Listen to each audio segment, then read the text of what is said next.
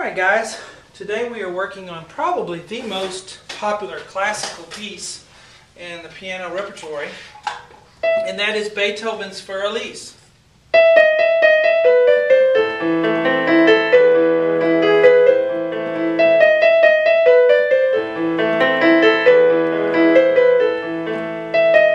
And so forth.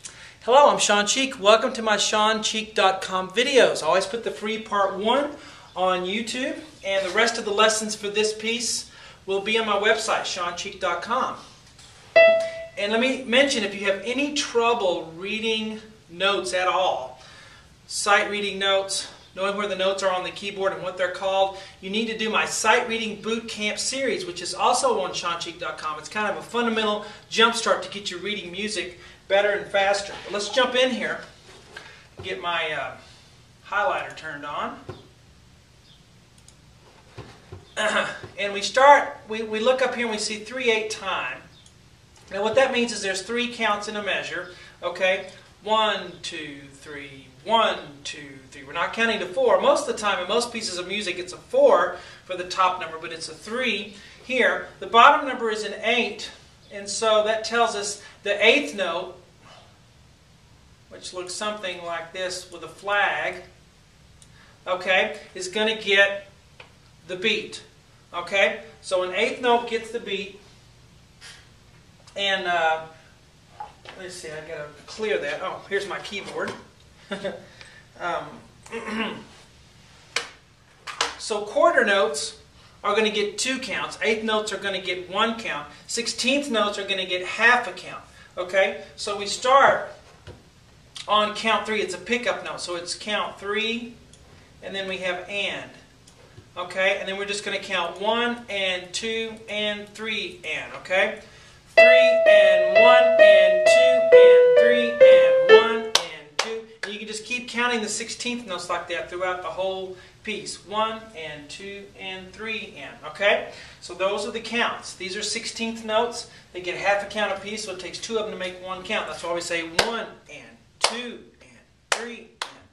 All right, we start off with an E in the right hand, this note right here, in the treble clef. Okay, so we start off with the right hand. It says finger 5, but I like to use finger 4. It's how I've always used it since I was a kid.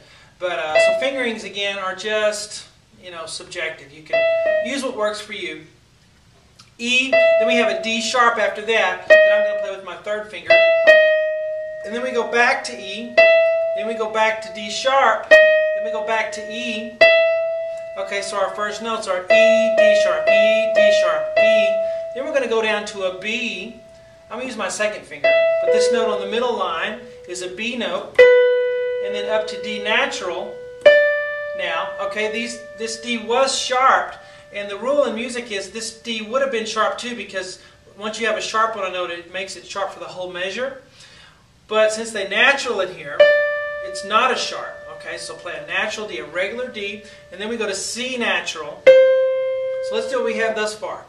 E, D sharp, E, D sharp, E, B, D, C. Alright? You can play it expressively. Now we get to the next measure. Let's continue with the right hand. Here we have an A note. Okay? Just play that with your 1 finger, your thumb.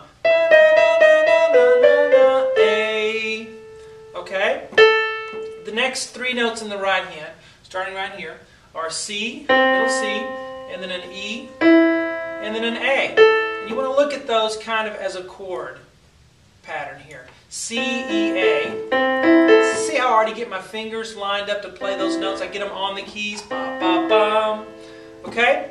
Now let's look at the left hand. People always have trouble reading bass clef. My Sight Reading Boot Camp series is great for making sure that you know your left hand well. But let's look at the first one here. It's an A note down here. It's in the bottom space of the bass clef. Here's the middle C, here's the next C. So this is the A you want with your 5th finger, your pinky finger. And then we're going to go up to an E note in this space. Okay, and I'm going to play that with my pointer finger, my 2 finger. Then I'm going to go up to an A note, the higher A octave. So this is an A with the thumb. So I have A, E, A. Okay? Now, if you notice, you're going to play your hands together right there.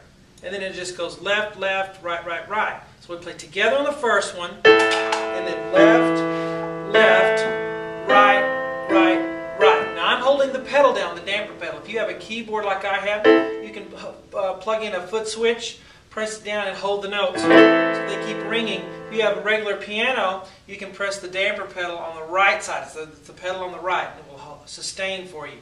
Hold those notes down. Okay? So let's do what we have thus far. 1 and 2 and 3 and 1 and 2 and 3 and. Okay? Alright, we'll move on to a B note in the right hand. So we have a B right there. Okay?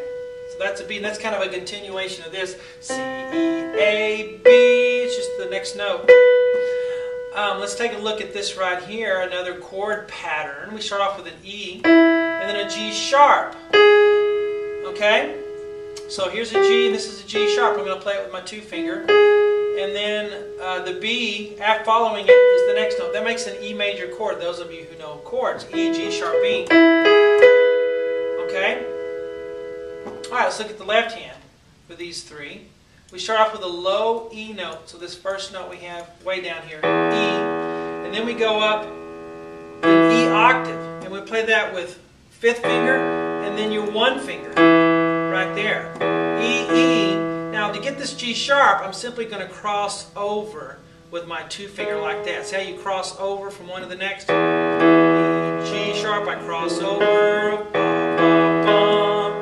Now let's put hands together. Of course, we've got to play together there. So together, left, left, right, right, right. Again, together, left, left, right, right, right. Now let's go from the beginning, okay? So we'll start here and go all the way to there. 3 and 1 and 2 and 3 and 1 and 2 and 3 and 1 and 2 and 3 and. Okay? Continuing on, the next measure. We have a C note here in the right hand. Left hand, at this point, is going to have the same thing that you had right here. A, E, A. A, E, A. Okay? Alright, so you play the C in the right hand with the A in the left hand. And then the right hand will have 3 notes to go after that. These 3 right here, which are E, and then up to high E, and then a D sharp. And it's just like what we did here. Okay? That E and D sharp, the last note in that measure, the last 2 notes, are like starting right here. We're going to repeat some things. Okay? So starting right here, continuing on to that point right there, it's exactly the same. Okay? So the part that I marked in red is exactly the same as what we've already taught.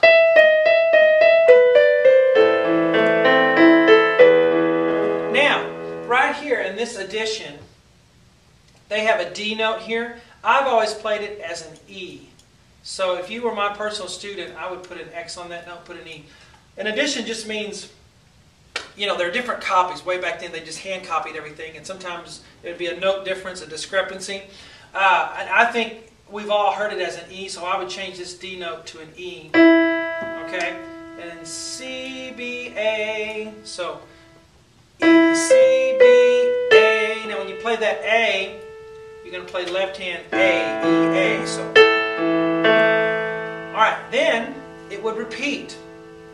So we take a look here. I'm going to put this back again so you remember to do that as an E.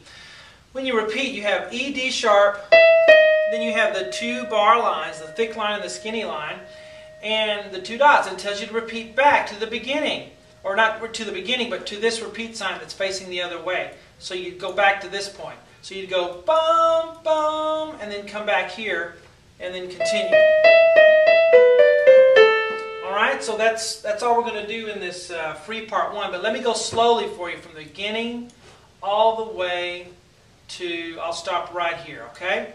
Here we go. 1, 2, 3, and 1, and 2.